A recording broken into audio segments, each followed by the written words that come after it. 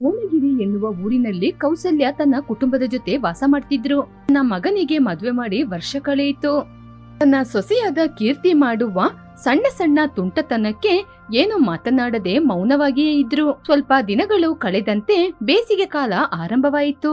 ಉಸಿರಾಡ್ಲಿಕ್ಕೆ ಸಾಧ್ಯವಾಗದಷ್ಟು ಉಷ್ಣದಿಂದ ಎಲ್ಲರೂ ಕಷ್ಟಪಡ್ತಾ ಇದ್ರು. ಕೌಶಲ್ಯ ಕೂಡ ಬಿಸಿಲಿನ ತಾಪಕ್ಕೆ ಮನೆಯಲ್ಲೇ ಕೂತ್ಕೊಳ್ಳಲು ಸಾಧ್ಯವಾಗದೆ ಮನಸ್ಸೊಳಗೆ ಏನೋ ಆಲೋಚನೆ ಮಾಡುತ್ತಾ, ಹಬ್ಬಬ್ಬಬ್ಬಬ್ಬಾ, ಏನಪ್ಪಾ ಬಿಸ್ಲು ಇದು, ಏನು ಬಿಸ್ಲು, ಈ ಬಿಸ್ಲಿಗೆ ಮನೆಯಲ್ಲಿ ಕೂರ್ಲಿಕ್ಕೆ ಆಗ್ತಾ ಇದೀಯಾ? ನೋಡಮ್ಮ ಕೀರ್ತಿ, ಸ್ವಲ್ಪ ತಣ್ಣೀರ್ ತಗೊಂಬಂದು ನನ್ ಮುಖಕ್ಕೆ ಎರ್ಚು, ಆಗ್ತಾ ಇಲ್ಲ ನನ್ನಿಂದ. ಬರ್ತಾ ಇದ್ದೀನಿ ಅತ್ತೆ, ತಗೊಳ್ಳಿ ಅತ್ತೆ. ಏನತ್ತೆ ನೀವು ಇಷ್ಟೊಂದು ಬಿಸಿ ಆಗ್ತಾ ಇರುವಾಗ ಫ್ಯಾನ್ ಹಾಕದೆ ಕೈಯಲ್ಲಿರುವ ಬಿಸಣಿಕೆಯಿಂದ ಬೀಸ್ಕೊಂಡ್ ಕೂತಿದ್ದೀರಾ? ಫ್ಯಾನ್ ಹಾಕೋಬೋದಲ್ವಾ? ಬೇಸಿಗೆ ಕಾಲ ಬಂದ್ರೆ ಸಾಕು, ಕರೆಂಟ್ ಬಿಲ್ಲು ದಿನದಿಂದ ದಿನಕ್ಕೆ ಜಾಸ್ತಿ ಆಗುತ್ತೆ. ಅದಕ್ಕೇನೆ ಎಷ್ಟೇ ಕಷ್ಟ ಬಂದ್ರೂ ಕೂಡ ಬಿಸಿಯಲ್ಲೇ ಕೂರೋಣ, ಯಾಕೆ ಸುಮ್ನೆ ಕರೆಂಟ್ ಬಿಲ್ ಕಟ್ಟೋಣ ಅಂತ ಇದ್ದೀನಿ. ನಾನ್ ನಿನ್ ಜೊತೆ ಹೇಳಕ್ಕೆ ಮರ್ತೋಯ್ತು. ಸಂಬಂಧಿಕರ ಮದುವೆಗೆ ನಾನು ಊರಿಗೆ ಹೋಗ್ತಿದ್ದೀನಿ, ಬರ್ಲಿಕ್ಕೆ 4 ದಿನ ಆಗುತ್ತೆ. ಅದುವರೆಗೂ ಮನೇನ ಹುಷಾರಾಗಿ ನೋಡ್ಕೋ. ಸರಿ ಅತ್ತೆ, ನೀವು ಹುಷಾರಾಗಿ ಹೋಗಿ ಬನ್ನಿ, ಇಲ್ಲಿ ಎಲ್ಲವೂ ನಾನ್ ನೋಡ್ಕೋತೀನಿ. ಅದಿನ ಸಂಜೆ ಕೌಸಲ್ಯ ಸಂಬಂಧಿಕರ ಮದುವೆಗೆ ಊರಿಗೆ ಹೊರಟೋದ್ಲು. 4 ದಿನಗಳ ನಂತರ ಮನೆಗೆ ಹಿಂತಿರುಗಿ ಬರುವಾಗ ಮನೆ ತುಂಬಾನೇ ತಂಪಾಗಿತ್ತು. ಹಬ್ಬ, ಮನೆಯೊಳಗೆ ಎಷ್ಟೊಂದು ತಂಪಾಗಿದೆ. ಈ 4 ದಿನ ಆ ಮದುವೆ ಮಂಟಪದಲ್ಲಿ ಬಿಸಿನ ನನ್ನಿಂದ ತಡ್ಕೊಳಕ್ಕೆ ಆಗಿಲ್ಲ. ಮನೆಗ್ ಬಂದ್ಮೇಲೆ ನೆಮ್ಮದಿಯಾಗಿದೆ. ನಾನು ಮದುವೆಗೆ ಹೋಗಕ್ಕೆ ಮುಂಚೆ ಮನೆ ಇಷ್ಟೊಂದು ತಂಪಾಗಿರ್ಲಿಲ್ವೇ? ದಿನದಿಂದ ದಿನಕ್ಕೆ ಬಿಸಿಲು ಜಾಸ್ತಿ ಆಗಿದ್ರೆ ಮನೆಯೊಳಗೆ ಇಷ್ಟೊಂದು ತಂಪು ಹೇಗೆ ಬಂತು ಅಂತ ನೋಡ್ತಾ ಇದ್ದಂಗೆ ಕೀರ್ತಿ ಬಂದ್ಲು. ಅತ್ತೆ ಬಂದ್ರಾ? ಮದುವೆ ಹೇಗಿತ್ತು? ಮದುವೆ ಎಲ್ಲ ಚೆನ್ನಾಗಿ ಮುಗೀತು. ಹೌದು, ಹೊರಗಡೆ ಇಷ್ಟೊಂದು ಬಿಸಿಲು ಜಾಸ್ತಿ ಇರುವಾಗ ನಮ್ ಮನೆ ಮಾತ್ರ ಇಷ್ಟೊಂದು ತಂಪಾಗಿದೆ. ನಮ್ ಮನೆ ಇಷ್ಟೊಂದು ತಂಪಾಗಿರಲು ಏನೇ ಕಾರಣ? ಚೆನ್ನಾಗಿದೆ ಕಣೆ. ಓ ಅದ ಅತ್ತೆ, ಒಮ್ಮೆ ಮೇಲೆ ನೋಡಿ, ನಮ್ ಮನೆಯಲ್ಲಿ ನಾನು ಸೆಂಟ್ರಲ್ ಎಸಿನ ಫಿಕ್ಸ್ ಮಾಡಿದೀನಿ, ಅದಕ್ಕೆ ಇಷ್ಟೊಂದು ತಂಪು. ಆ ಮಾತನ್ನು ಕೇಳಿದ ತಕ್ಷಣ ಕೌಸಲ್ಯನ ಎದೆ ಬಡಿದಂತಾಯಿತು. ಅಯ್ಯೋ ಹಾಳಾದವಳೆ, ನಾನು ಕರೆಂಟ್ ಬಿಲ್ನ ಹೇಗೆ ಕಡಿಮೆ ಮಾಡೋದು ಅಂತ ನೋಡ್ತಾ ಇದ್ರೆ ನೀನು ಮನೆಗೆ ಎಸಿನ ಫಿಕ್ಸ್ ಮಾಡಿದೀಯಾ? ಕರೆಂಟ್ ಬಿಲ್ ಜಾಸ್ತಿ ಆಗುತ್ತೆ ಕಣೆ. ಇನ್ನು ಏನತ್ತೆ ಮಾಡೋದು? ನೀವು ಹೋದ್ಮೇಲೆ ಬಿಸಿಲು ಜಾಸ್ತಿ ಆಗ್ಬಿಡ್ತು. ನನ್ನಿಂದ ಎಸಿ ಇಲ್ದೆ ಈ ಮನೇಲಿ ಇರ್ಲಿಕ್ಕೆ ಆಗಲ್ಲತ್ತೆ. ಮನೆಗೆ ಎಸಿನ ಫಿಕ್ಸ್ ಮಾಡಿದೀನಿ. ಇವಾಗ ನೋಡಿದ್ರ ಮನೆ ಎಷ್ಟೊಂದು ತಂಪಾಗಿದೆ ಅಂತ. ಅಡಿಗೆ ಮನೆಯಲ್ಲಿ ಅಡಿಗೆ ಮಾಡುವಾಗ ಎಷ್ಟೊಂದು ಸೆಕೆ ಆಗ್ತಾ ಇತ್ತು, ಅದಕ್ಕೆ ಅಲ್ಲಿ ಕೂಡ ಒಂದು ಎಸಿನ ಫಿಕ್ಸ್ ಮಾಡಿದೀನಿ. ಎಷ್ಟೊತ್ತು ಬೇಕಾದ್ರೂ ವಿಧ ವಿಧವಾಗಿ ಅಡಿಗೆ ಮಾಡಿ ತಿನ್ಬೋದು. ಇದೇನಮ್ಮ ಮಾಯೆ, ಅಡುಗೆ ಮನೆಯಲ್ಲಿ ಕೂಡ ಎಸಿನ ಫಿಕ್ಸ್ ಮಾಡ್ತಾರಾ? ಕೌಸಲ್ಯ ಪಟ್ಟಂತ ಅಡುಗೆ ಮನೆಗೆ ಹೋಗಿ ನೋಡಿದ್ಲು. ಅಲ್ಲಿ ಎಸಿ ಇರೋದ್ರಿಂದ ಅಡುಗೆ ಮನೆ ತಂಪಾಗಿತ್ತು. ಹೋಯ್ತು, ಇಷ್ಟು ದಿನ ನಾನು ಕೂಡಿಟ್ಟಿದ್ದೆಲ್ಲ ಹೋಯ್ತು. ಏನಮ್ಮ ಮಹಾರಾಣಿ, ನಿನಗೆ ಅಡುಗೆ ಮನೆಯಲ್ಲಿ ಅಡುಗೆ ಮಾಡ್ಲಿಕ್ಕೆ ಎಸಿ ಬೇರೆ ಬೇಕಾ? ಇನ್ನು ಏನೆಲ್ಲ ಮಾಡ್ಬೇಕು ಅಂತ ಬಂದಿದ್ಯಾ ಕಣೆ? ಹೌದು, ಇದ್ನೆಲ್ಲ ಯಾರನ್ನ ಕೇಳಿ ಮಾಡ್ದೆ ಕಣೆ? 4 ದಿನ ನನ್ ಮನೆಯಲ್ಲಿಲ್ಲ, ನನ್ ಬರಷ್ಟರಲ್ಲಿ ನಿನ್ ಇಷ್ಟಕ್ಕೆ ಎಲ್ಲನೂ ಬದಲಾಯಿಸಿದೀಯಾ? ಅತ್ತೆ ಯಾಕತ್ತೆ ಸುಮ್ನೆ ನನ್ನ ಬೈತಿದ್ದೀರಾ? ನಾನು ಒಬ್ಳಿಗೋಸ್ಕರ ನನ್ನ ಮನೇಲಿ ಎಸಿ ಫಿಕ್ಸ್ ಮಾಡ್ದೆ. ನೀವೆಲ್ಲರೂ ಚೆನ್ನಾಗಿರ್ಬೇಕು ಅಂತ ತಾನೇ ಮನೇಲಿ ಎಸಿ ಫಿಕ್ಸ್ ಮಾಡಿದ್ದು. ನಾನು ಬಾತ್ರೂಮಲ್ಲಿ ಎಸಿನ ಫಿಕ್ಸ್ ಮಾಡಿಸಿಲ್ಲ, ನಮ್ಮ ಒಳಿತಿಗೋಸ್ಕರ ತಾನೇ ಅಲ್ಲಿ ಮಾಡಿಸಿಲ್ಲ. ನಾನು ತುಂಬಾ ಮಾಡಿದ್ರೆ ಅಲ್ಲೂ ಫಿಕ್ಸ್ ಮಾಡಿರ್ಬೋದು. ನೀನು ಬಿಟ್ರೆ ಬಾತ್ರೂಮಲ್ಲೂ ಎಸಿನ ಫಿಕ್ಸ್ ಮಾಡ್ತೀಯ. ನಿನ್ನ ಹೀಗೇನೆ ಬಿಟ್ರೆ ಸರಿಯಾಗಲ್ಲ. ನೀನು ಇವಾಗ್ಲೇ ಹೊರಟು ನಿನ್ ತಾಯಿ ಮನೆಗೆ ಹೋಗೆ. ನಾನ್ ಮನೆಗೆ ಹೋಗ್ಬೇಕಾ? ನಾನ್ ಯಾಕತ್ತೆ ಮನೆಗೆ ಹೋಗ್ಬೇಕು? ನಿಮ್ಮ ಹಾಗೇನೆ ಈ ಮನೆಗೆ ನಾನು ಒಬ್ಳು ಸೊಸೆಯಾಗಿ ಬಂದಿದ್ದು. ನೀವು ನನ್ನ ಬಲವಂತ ಮಾಡಿ ಕಳ್ಸಿದ್ರೆ ನನ್ನ ಲಾಯರ್ ಚಿಕ್ಕಪ್ಪನಿಗೆ ಫೋನ್ ಮಾಡ್ತೀನಿ. ಮೊದ್ಲೇ ಬಿಸಿಲು ಜಾಸ್ತಿ ಇದೆ ಅಂತ ಬಿಸಿಲಲ್ಲಿ ನೀವು ಜೈಲಲ್ಲಿ ಇದ್ರೆ ಚೆನ್ನಾಗಿರುತ್ತಾ? ಅಂದ್ರೆ ನನಗೆ ಎಷ್ಟೊಂದು ಗೌರವ. ಇವಾಗ ಹೇಳಿ, ನೀವು ನನ್ನ ಈ ಮನೆಯಿಂದ ಹೊರಗೆ ಕಳಿಸ್ತೀರಾ? ಅಯ್ಯೋ ಹಾಳಾದವಳೆ, ಇವಳ ಚಿಕ್ಕಪ್ಪ ಲಾಯರ್ ಅಂತ ಎಷ್ಟು ಸಲ ಹೇಳಿ ಹೇಳಿ ನನ್ನ ಭಯಪಡಿಸ್ತಾಳೆ. ಇವಳಿಗೆ ಇಷ್ಟ ಬಂದಂಗೆ ಇವಳು ಮಾತ್ರ ನಡೆಯೋದಲ್ದೆ ನನ್ನನ್ನು ಎದುರಿಸ್ತಾಳೆ. ಏನತ್ತೆ ನಿಮ್ಮೊಳಗೆ ನೀವೇ ಮಾತಾಡ್ಕೋತಾ ಇದ್ದೀರಾ? ನೀವು ಹೀಗೇನೆ ಮಾತಾಡ್ತಾ ಇದ್ರೆ ಬಾತ್ರೂಮ್ ಅಲ್ಲೂ ಕೂಡ ಎಸಿನ ಫಿಕ್ಸ್ ಮಾಡ್ತೀನಿ. ತಮ್ಮ ಹೌದು, ನಿನ್ ಮಾವ ಮೈಸೂರ್ ಮಹಾರಾಜ, ಬಾತ್ರೂಮ್ ಅಲ್ಲೂ ನೀನು ಎಸಿನ ಫಿಕ್ಸ್ ಮಾಡ್ತೀಯ. ಮಾತ್ ಕೇಳ್ದೆ ನೀನೇ ತೀರ್ಮಾನ ಮಾಡಿ ಎಲ್ಲಾ ಕಡೆ ಎಸಿನ ಫಿಕ್ಸ್ ಮಾಡಿದ್ಯಲ್ಲ. ಕರೆಂಟ್ ಬಿಲ್ಲಿಗೆ ₹1 ಕೂಡ ನಾನ್ ಕೊಡೋದಿಲ್ಲ. ಅದು ಹೇಗೆ ಸಂಪಾದನೆ ಮಾಡಿ ಕಟ್ತೀಯೋ ನೀನೇ ಕಟ್ಕೋ. ಹೌದು, ಮನೆ ಇಡೀ ಎಸಿನ ಫಿಕ್ಸ್ ಮಾಡಕ್ಕೆ ದುಡ್ಡು ಎಲ್ಲಿಂದ ಬಂತೆ? EMI ಅಲ್ಲಿ ನಿಮ್ಮ ಹೆಸರಲ್ಲೇ ಎಲ್ಲನೂ ತಗೊಂಡಿದ್ದೀನಿ. ತಿಂಗಳು ನಿಮ್ಮ ಅಕೌಂಟಿಂದ ಅಮೌಂಟು ಕಟ್ ಆಗುತ್ತೆ. ಮಾತನ್ನು ಕೇಳಿದ ತಕ್ಷಣ ಕೌಸಲ್ಯನಿಗೆ ತಲೆ ಮೇಲೆ ಕಲ್ಲು ಬಿದ್ದಂಗೆ ಕೆಳಗೆ ಬಿದ್ದೋದ್ಲು. ಬೇಗ ಕೀರ್ತಿ ಬಂದು ನೀರಾಕಿ ಅತ್ತೆನ ಎಬ್ಸಿದ್ಲು. ಅಯ್ಯೋ ಅತ್ತೆ, ಎದ್ದೇಳಿ ಅತ್ತೆ, ಮನೇಲಿ ಇಷ್ಟೊಂದು ಎಸಿ ಇರುವಾಗ ಯಾಕತ್ತೆ ಅಷ್ಟೊಂದು ಬೆವರ್ತೀರಾ? ಅಯ್ಯೋ ದೇವ್ರೇ ರಾಮಚಂದ್ರ ಪ್ರಭು, ಯಾಕಪ್ಪ ನನಗೆ ಈ ರೀತಿ ಸೊಸೆನ ಕೊಟ್ಟೆ? ಒಂದು ಕೆಲ್ಸ ಇವಳು ಸರಿಯಾಗಿ ಮಾಡೋದಿಲ್ಲಪ್ಪ. ಮಾಡೋ ಕೆಲ್ಸದಿಂದ ನಮಗೆ ತಲೆನೋವೇ ಬಂದ್ಬಿಡುತ್ತೆ. ಅಯ್ಯೋ ಹಾಳಾದವಳೆ, ಒಂದೊಂದು ರೂಪಾಯಿನೂ ಕಷ್ಟಪಟ್ಟು ನಾನು ಕೂಡಿಟ್ಟಿದ್ದೀನಿ ಕಣೆ. ಹೀಗೆ ನನ್ ಮೇಲೆ ಏನ್ ಅಧಿಕಾರ ಇದೆ ಅಂತ ನನ್ನ ಬ್ಯಾಂಕ್ ಬ್ಯಾಲೆನ್ಸ್ ನ ಖಾಲಿ ಮಾಡ್ತಾ ಇದೀಯಾ? ಮರ್ಯಾದೆಗೆ ಹೇಳ್ತಾ ಇದ್ದೀನಿ, ನನ್ನ ಹಣವನ್ನೆಲ್ಲ ತಿರುಗಿಸಿ ಕೊಟ್ಬಿಡು. ಸಾರಿ ಅತ್ತೆ, ಸಾರಿ. ನಾವು ಏನೇ ಮಾಡಿದ್ರು ಇದನ್ನೆಲ್ಲ ರಿಟರ್ನ್ ತಗೊಂಡು ಯಾರು ಕೂಡ ಹಣ ಕೊಡೋದಿಲ್ಲ. ಒಂದ್ ವೇಳೆ ರಿಟರ್ನ್ ಕೊಡ್ಬೇಕು ಅಂದ್ರೆ ಹೊರಗಡೆ ಗುಜರಿ ಗುಜರಿ ಅಂತ ಬರ್ತಾನೆ ನೋಡಿ, ಅವನಿಗೆ ಬೇಕಾದ್ರೂ ಕೊಡ್ಬೋದು. ನಿಮಗೆ ಬೇರೆ ದಾರಿನೇ ಇಲ್ಲ. ಸಾಯೋ ತನಕ ನೀವು EMI ಕಟ್ಲೇಬೇಕು. ಇದಕ್ಕೆ ನೀನು ನನ್ನ ಕೊಂದು ಹಾಕ್ಬೋದೆ? ₹1 ಹೋದ್ರೇನೆ ಪ್ರಾಣ ಹೋದಂತೆ ಇರುತ್ತೆ ಕಣೆ. ನಾನು ಒಂದೊಂದು ರೂಪಾಯಿನೂ ಎಷ್ಟು ಕಷ್ಟಪಟ್ಟು ಕೂಡಿಟ್ಟಿದ್ದೆ. ನಾನು ಇಲ್ದೇ ಇರುವ ಈ 2 ದಿನದಲ್ಲಿ ಎಲ್ಲಾ ಹಣನ ನೀನು ಖರ್ಚು ಮಾಡಿ ಹಾಕಿದೀಯಲ್ಲ, ಅದ್ನ ನೆನೆಸ್ಕೊಂಡ್ರೇನೆ BP ನೆತ್ತಿಗತ್ತಿದೆ. ಹೌದಾ ಅತ್ತೆ? ಈ ಮಧ್ಯೆ ನಾನೊಂದು ರೀಲ್ಸ್ ಅಲ್ಲಿ ನೋಡ್ದೆ, ತುಂಬಾ ಆಲೋಚನೆ ಮಾಡಿದ್ರೆ BP ಜಾಸ್ತಿ ಆಗಿ ಆಮೇಲೆ ಸ್ಟ್ರೋಕ್ ಆಗುತ್ತೆ ಅಂತೆ. ತುಂಬಾ ಆಲೋಚನೆ ಮಾಡಿ ಮಾಡಿ BP ಜಾಸ್ತಿ ಮಾಡ್ಕೊಂಡು ಸ್ಟ್ರೋಕ್ ಆದ್ರೆ ನಾವ್ ಎಂತ ಮಾಡೋದತ್ತೆ?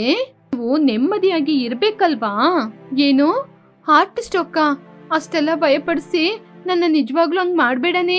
ಅಬ್ಬಬ್ಬಾ, ಎಷ್ಟು ನಾಟಕ ಮಾಡ್ತಿದ್ಯಾ ಕಣೆ. ಅತ್ತೆ, ನಮ್ಮಿಬ್ರಿಗೂ ಯಾವಾಗ್ಲೂ ಜಗಳ ತಪ್ಪಿದ್ದೇ ಅಲ್ಲ. ಇವಾಗಷ್ಟೇ ಬಂದಿದ್ದೀರಾ, ನಿಮ್ ರೂಮಿಗೆ ಹೋಗಿ ಆರಾಮವಾಗಿ ಸ್ವಲ್ಪ ಹೊತ್ತು ರೆಸ್ಟ್ ಮಾಡಿ ಅತ್ತೆ. ಕೌಸಲ್ಯ ಏನು ಮಾತನಾಡದೆ ಮೌನವಾಗಿ ಅವಳ ರೂಮಿಗೆ ಹೊರಟು ಹೋದ್ಲು. ಹೀಗೆ ಮಧ್ಯಾಹ್ನದ ಸಮಯದಲ್ಲಿ ತನ್ನ ಅತ್ತೆಯನ್ನು ಊಟಕ್ಕೆ ಕರೆದ್ಲು ಕೀರ್ತಿ. ಅತ್ತೆ, ಮಧ್ಯಾಹ್ನದ ಸಮಯ ಆಯ್ತು, ಬನ್ನಿ ಊಟ ಮಾಡೋಣ. ಆಗ್ತಾ ಇದೆ ಅಂತ ಕೌಸಲ್ಯ ಬಂದು ಡೈನಿಂಗ್ ಟೇಬಲ್ ಅಲ್ಲಿ ಕೂತಾಗ ಅಲ್ಲಿ 2 ಪಾತ್ರೆಯನ್ನು ಓಪನ್ ಮಾಡಿ ನೋಡಿದ್ಲು. ಎಲ್ಲದರಲ್ಲೂ ಐಸ್ ಕ್ಯೂಬೇ ಇತ್ತು. ಏನೇ ಇದು, ಪ್ರತಿಯೊಂದು ಪಾತ್ರೆಯಲ್ಲೂ ಐಸ್ ಕ್ಯೂಬೇ ಇದೆ. ಅತ್ತೆ, ಸರಿಯಾಗಿ ನೋಡಿ ಅತ್ತೆ, ಐಸ್ ಕ್ಯೂಬ್ ಕೆಳಗೆ ರೈಸ್ ಕೂಡ ಇದೆ. ಬಿಸಿಲಲ್ಲಿ ಬಿಸಿಯಾಗಿ ತಿಂದ್ರೆ ಚೆನ್ನಾಗಿರುತ್ತಾ? ಅದಕ್ಕೇನೆ ಪ್ರತಿಯೊಂದು ಅಡಿಗೆಯಲ್ಲೂ ಅದ್ರ ಮೇಲೆ ಐಸ್ ಕ್ಯೂಬ್ ಬಿಟ್ಟು ತಂಪಾಗಿ ತಿನ್ಲಿಕ್ಕೆ ರೆಡಿ ಮಾಡಿ ಇಟ್ಟಿದ್ದೀನಿ. ಊಟ ಮಾಡುವಾಗ ಕೂಡ ಐಸ್ ಕ್ಯೂಬ್ ನ ಪ್ಲೇಟಿಗೆ ಹಾಕ್ತೀನಿ. ಅವಾಗ ಊಟ ಕೂಡ ಐಸ್ ಆಗಿ ಗಂಟ್ಲಲ್ಲಿ ಇಳಿಯುತ್ತೆ ಅಲ್ವಾ? ಆಗ ಬಿಸ್ಲಿಗೆ ಏನೋ ತೊಂದ್ರೆ ಆಗಲ್ಲ ತಾನೆ. ಆ ಮಾತು ಕೇಳಿ ಕೌಸಲ್ಯನಿಗೆ ಎದೆ ಬಡಿದಂತಾಯಿತು. ಏನತ್ತೆ ನೀವು ಎಲ್ಲವನ್ನೂ ಆಶ್ಚರ್ಯದಿಂದನೇ ನೋಡ್ತಾ ಇದ್ದೀರಾ? ಬೇಗ ಬೇಗ ಊಟ ಮಾಡಿ, ಐಸ್ ಕ್ಯೂಬ್ ಕರಗಿ ಹೋಗುತ್ತೆ. ನಾನು ಮೊದ್ಲೇ ತಣ್ಣಗಾಗಿರ್ಬೇಕು ಅಂತ ಐಸ್ ಕ್ಯೂಬ್ ಹಾಕಿದೀನಿ. ನಿಮಗೆ ಐಸ್ ಕ್ಯೂಬ್ ತಿಂದು ಅಭ್ಯಾಸ ಇಲ್ಲ ಅಲ್ವಾ? ಐಸ್ ಕ್ಯೂಬ್ ಅಲ್ಲೇ ವೆರೈಟಿ ಫುಡ್ ಮಾಡಿ ನಾನ್ ನಿಮ್ಗೆ ಕೊಡ್ತೀನಿ. ಅಮ್ಮ ತಾಯೇ, ಹುಚ್ಚು ಪ್ರಯೋಗವನ್ನು ನನ್ ಮೇಲೆ ಪ್ರಯೋಗ ಮಾಡ್ಬೇಡ. ಇನ್ನು ಸ್ವಲ್ಪ ದಿನ ನಾನು ಜೀವಂತವಾಗಿರ್ಬೇಕು ಅಂತ ಆಲೋಚನೆ ಮಾಡ್ತಿದ್ದೀನಿ. ಐಸ್ ಕ್ಯೂಬ್ ಅನ್ನೆಲ್ಲ ಸೈಡಲ್ಲಿಟ್ಟು ಊಟವನ್ನು ಮಾಡ್ತಾ ಇದ್ಲು ಕೌಶಲ್ಯ.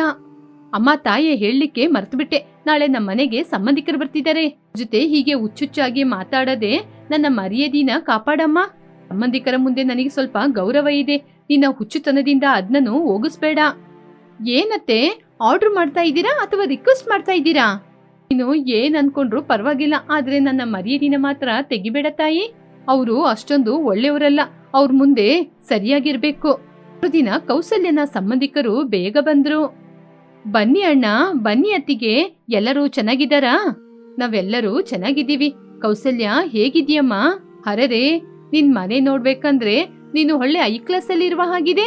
ಹಾಳಾದವಳು, ಯಾವಾಗ ನೋಡಿದ್ರು ಇವಳ ಕಣ್ಣು ನನ್ ಮೇಲೇನೆ ಇರುತ್ತೆ. ಅಯ್ಯೋ ಅತ್ತಿಗೆ, ನನ್ ಜೊತೆ ಎಲ್ಲಿಂದ ಬರ್ತಾ ಇದೆ ಹಣ? ನನ್ ಸೊಸೆ ಪಾಪ ಈ ಶೆಕೆಯಲ್ಲಿ ಇರ್ಲಿಕ್ಕಾಗಲ್ಲ ಅಂತ ಕೇಳ್ಕೊಂಡ್ಲು. ಅದರಿಂದನೇ ಸಾಲ ಮಾಡಿ ಮನೆಗೆ AC ಎಲ್ಲ ತಂದಿದೀವಿ. ಸರಿ ಸರಿ, ಈ ತಂಪಾದ ACಯಲ್ಲಿ ಇರ್ಲಿಕ್ಕೆ ಎಷ್ಟೊಂದು ಚೆನ್ನಾಗಿದೆ. ಈ ಬೇಸಿಗೆ ಕಾಲ ಇಡೀ ಇಲ್ಲೇ ಇದ್ದೋಗೋಣ. ಹೌದು, ನೀವೇನ್ ಹೇಳ್ತೀರಾ? ನೀನೇ ಹೇಳಿದ್ಮೇಲೆ ನಾನು ಬೇಡ ಅಂತ ಹೇಳಕ್ಕಾಗುತ್ತಾ? ಅಣ್ಣ ಯಾವಾಗ್ಲೂ ಹೀಗೇನೆ ಅತ್ತಿಗೆ.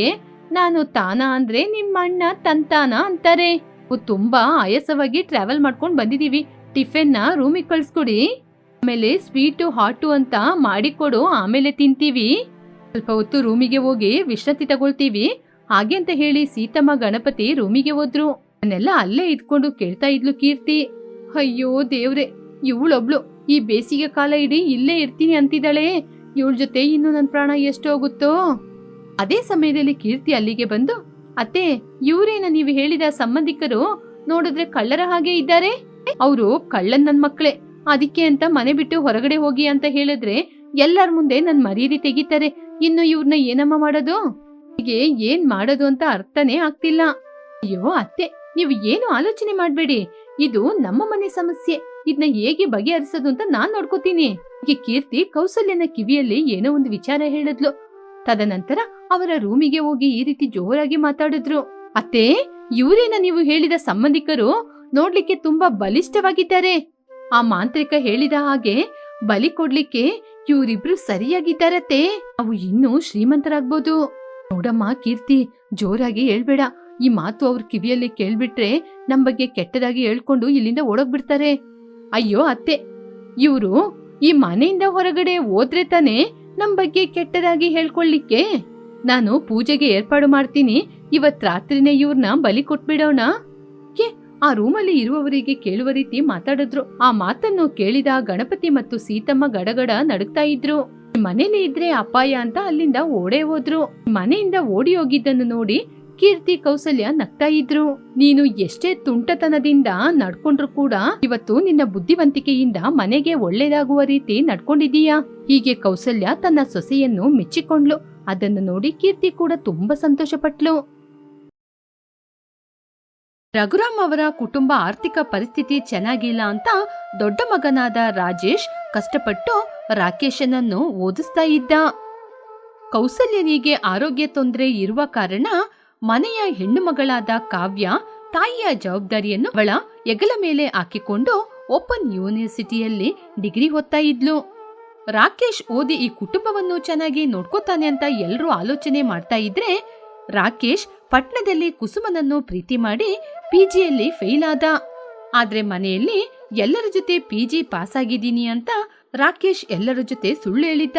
ಆದ್ರೆ ಅದು ಸುಳ್ಳು ಅಂತ ಕಾವ್ಯನಿಗೆ ಗೊತ್ತಿತ್ತು. ಪ್ರಸ್ತುತ ಆದ್ರೆ ಆ ಮನೆಯಲ್ಲಿ ಎಲ್ಲರಲ್ಲಿ ಸಂತೋಷದ ವಾತಾವರಣ. ಯಾಕೆ ಅಂದ್ರೆ ರಾಕೇಶ್ ಪಟ್ನದಲ್ಲಿ ಪಿಜಿಯಲ್ಲಿ ಪಾಸ್ ಆಗಿ ಮನೆಗೆ ಬಂದಿದ್ದಾನೆ ಅಂತ. ರಘುರಾಮ್ ರವರು ತುಂಬಾನೇ ಸಂತೋಷ ಪಡುತ್ತಾ ಎಂದಿನಂತೆ ಇಲ್ಲದೆ ನಿಶ್ಚಿಂತೆಯಿಂದ ತುಂಬಾನೇ ಸಂತೋಷ ಪಡ್ತಾ ಇದ್ರು. ಕೌಶಲ್ಯ, ನಮ್ಮ ರಾಕೇಶ್ ಪಿಜಿಯಲ್ಲಿ ಪಾಸ್ ಆಗಿದ್ದಾನೆ. ಇನ್ ಮುಂದೆ ಅವನಿಗೂ ಕೂಡ ಒಳ್ಳೆ ಕೆಲಸ ಸಿಗುತ್ತೆ. ಇನ್ ಮುಂದೆ ನಮ್ಮ ದೊಡ್ಡ ಮಗನಾದ ರಾಜೇಶ್ ಮಳೆ ಬಿಸಿಲು ಅಂತ ಕೂಡ ಅಂಜದೆ ಹೊಲದಲ್ಲಿ ಕಷ್ಟಪಟ್ಟು ಕೆಲಸವನ್ನು ಮಾಡ್ತಾ ಇದ್ದಾನೆ. ಇನ್ ಮುಂದೆ ಆದ್ರೂ ಅವನಿಗೆ ಸ್ವಲ್ಪ ವಿಶ್ರಾಂತಿ ಸಿಗ್ಬೋದು. ಅದೇ ರೀತಿ ನಮ್ಮ ಮಗಳಾದ ಕಾವ್ಯನಿಗೆ ಕೂಡ ಒಳ್ಳೆ ಸಂಬಂಧ ನೋಡಿ ಮದುವೆ ಮಾಡ್ಬೋದು.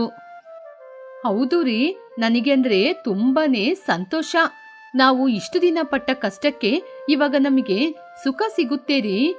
ನಮ್ಮ ಮೊರೆ ಆ ದೇವರಿಗೆ ಕಿವಿಗೆ ಬಿದ್ದಿದೆ. ಅವನು ಕೂಡ ನಮ್ಗೆ ಆಶೀರ್ವಾದವನ್ನು ಮಾಡಿದಾನೆ. ನಮ್ಮ ರಾಕೇಶಿಗೆ ಒಳ್ಳೆ ಕೆಲಸ ಸಿಕ್ಬಿಟ್ರೆ ನಾನು ಕೂಡ ಪಟ್ಟಣದಲ್ಲಿರುವ ಹಾಸ್ಪಿಟ್ಲಿಗೆ ಹೋಗಿ ಚೆಕ್ ಮಾಡ್ಕೋಬಹುದು. ನನಗಿವಾಗ ತುಂಬಾ ಸೊಂಟ ನೋವು. ತಂದೆ ತಾಯಿಗೆ ಮಾತಾಡ್ತಾ ಇರುವಾಗ ಹೊಲಕ್ಕೆ ಹೋದ ರಾಜೇಶ್ ಮನೆಗೆ ಸಂಜೆ ಆಗುವಾಗ ಕೆಲಸ ಮುಗಿಸಿ ಬಂದ. ತಂದೆ ತಾಯಿ ಮಾತಾಡ್ತಾ ಇರುವುದನ್ನು ಕೇಳಿ ತಮ್ಮನಿಗೆ ಕೆಲಸ ಸಿಕ್ಕಿದ್ರೆ ಸಂತೋಷವಾಗಿರುತ್ತೆ ಅಂತ ಅವನು ಕೂಡ ತುಂಬಾನೇ ಸಂತೋಷಪಟ್ಟ. ಅದೇ ಸಮಯದಲ್ಲಿ ರಾಕೇಶ್ ಕೂಡ ಅಲ್ಲಿಗೆ ಬಂದ. ಅಪ್ಪ, ನಮ್ಮ ರಾಕೇಶ್ ಓದಿರುವ ವಿದ್ಯಾಭ್ಯಾಸಕ್ಕೆ ದೊಡ್ಡ ಕಂಪನಿಯಲ್ಲಿ ಅವನಿಗೆ ಪಟ್ಟಣದಲ್ಲಿ ಒಳ್ಳೆ ಕೆಲಸ ಸಿಗುತ್ತೆ. ಇಷ್ಟಕ್ಕೂ ರಾಕೇಶ್ ಬಂದ.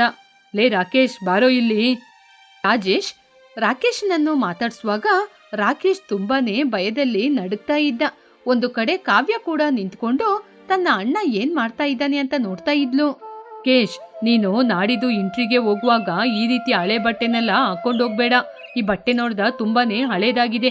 ತಗೋ, ಇದರಲ್ಲಿ 2500 ರೂಪಾಯಿ ಇದೆ, ಪಟ್ಟಣದಲ್ಲಿ ಬಟ್ಟೆ ತಗೋ. ರಾಕೇಶಿಗೆ ಕೂಡ ಅಣ್ಣ ಆ ಹಣವನ್ನು ಕೊಡುವಾಗ ಅವನ ಮನಸ್ಸಿಗೆ ತುಂಬಾನೇ ದುಃಖವಾಗಿತ್ತು. ಅಣ್ಣ ಪಾಪ, ನಾನು ಓದ್ತಾ ಇದ್ದೀನಿ ಅಂತ ನನಗೋಸ್ಕರ ಇಷ್ಟು ದಿನ ಹಣ ಕೊಡ್ತಾ ಇದ್ದ. ಆದ್ರೆ ಅವನ್ ಮಾತ್ರ ಹರಕುಲು ಬರಕುಲು ಬಟ್ಟೆಯನ್ನ ಹಾಕಿಕೊಂಡು ತುಂಬಾನೇ ಕಷ್ಟಪಡ್ತಾ ಇದ್ದಾನೆ ಅಂತ ಬೇಜಾರ್ ಮಾಡ್ಕೊಂಡು ಅಣ್ಣನ ಜೊತೆ ಈ ರೀತಿ ಹೇಳ್ದ. ಇಲ್ಲಣ್ಣ, ನನಗೆ ದುಡ್ಡು ಬೇಡ. ನಿನ್ ಜೊತೆ ಕೂಡ ಚೆನ್ನಾಗಿರುವ ಬಟ್ಟೆ ಇಲ್ಲ. ಈ ಹಣದಲ್ಲಿ ನೀನ್ ಬಟ್ಟೆ ಹಾಕೋ, ನಾನೇನಾದ್ರೂ ಮ್ಯಾನೇಜ್ ಮಾಡ್ಕೋತೀನಿ. ಲೇ ಬಡವ, ಬಾಯಿ ಮುಚ್ಚೋ. ನನಗೆ ಹಾಕೋ ಬಟ್ಟೆ.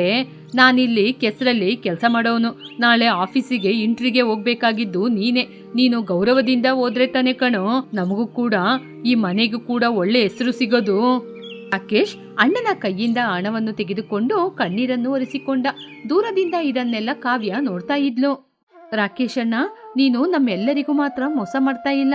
ನಿನ್ನ ಜೀವನಕ್ಕೆ ನೀನೇ ಮೋಸ ಮಾಡ್ಕೋತಾ ಇದ್ದೀಯಾ? ರಾಜೇಶಣ್ಣ ತುಂಬಾ ಕಷ್ಟಪಟ್ಟು ಹೊಲದಲ್ಲಿ ಕೆಲಸ ಮಾಡ್ತಾ ಇದ್ದಾರೆ.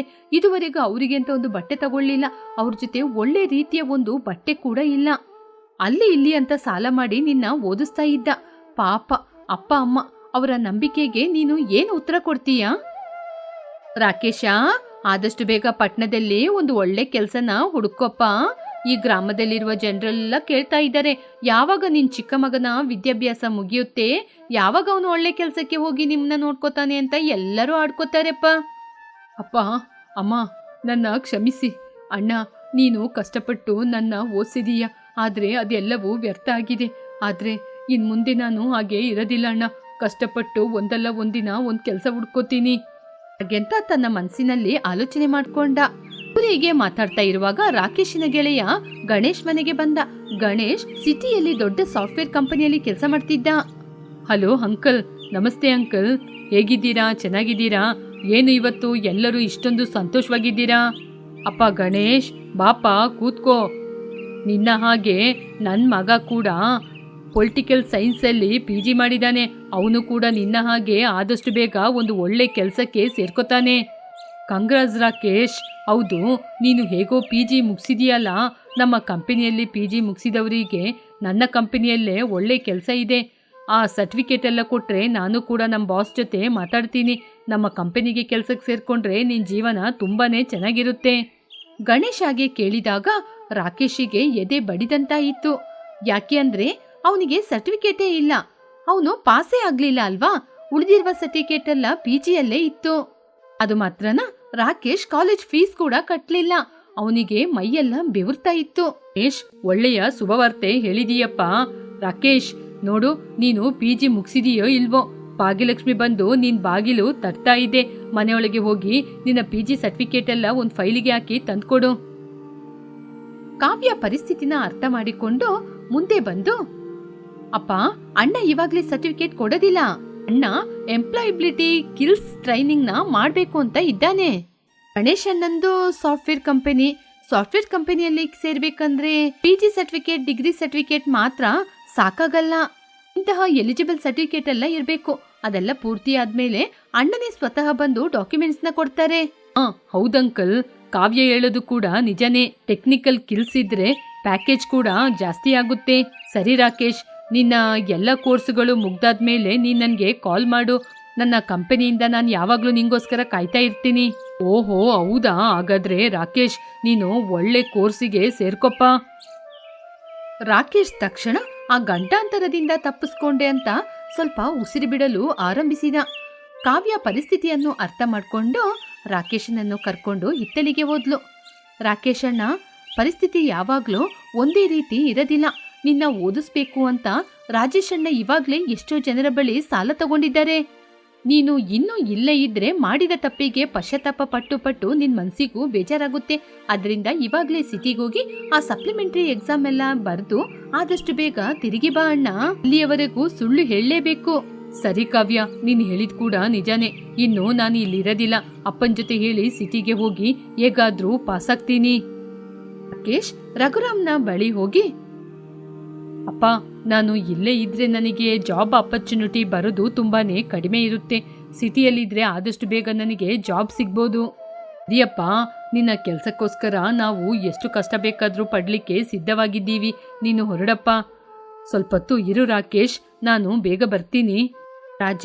ರಾಕೇಶ್ ಜೊತೆ ಇವಾಗ ಬರ್ತೀನಿ, ಇಲ್ಲೇ ಇರು ಅಂತ ಹೇಳಿ ಸ್ವಲ್ಪ ಸಮಯದ ನಂತರ ಮನೆಗೆ ಬಂದವನು ರಾಕೇಶ್ ಕೈಯಲ್ಲಿ ಸ್ವಲ್ಪ ಹಣವನ್ನು ಕೊಟ್ಟ. ಇಷ್ಟೊತ್ತು ನೀನು ಎಲ್ಲಿಗಪ್ಪ ಹೋಗಿದ್ದೆ? ಅಪ್ಪ, ನಾನು ವೀರೇಶನ ಬಳಿ ಸ್ವಲ್ಪ ಸಾಲ ಕೇಳಿದ್ದೆ. ತಮ್ಮ ಇವಾಗ ಸಿಟಿಗೆ ಹೋಗ್ತಾನೆ. ಅಲ್ಲಿ PG ಖರ್ಚು, ಹಾಸ್ಟೆಲ್ ಖರ್ಚು, ಊಟದ ಖರ್ಚು ಅಂತ ಜಾಸ್ತಿ ಇರುತ್ತೆ.